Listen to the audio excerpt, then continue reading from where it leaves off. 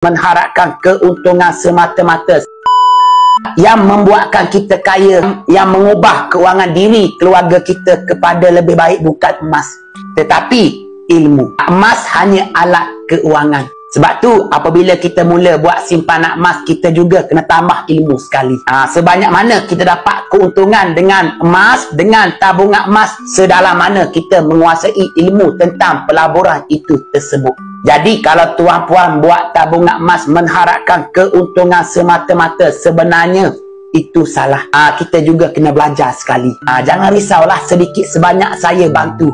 Saya bantu tuan-puan macam mana nak dapat keuntungan dengan emas. Saya bantu sedikit sebanyak.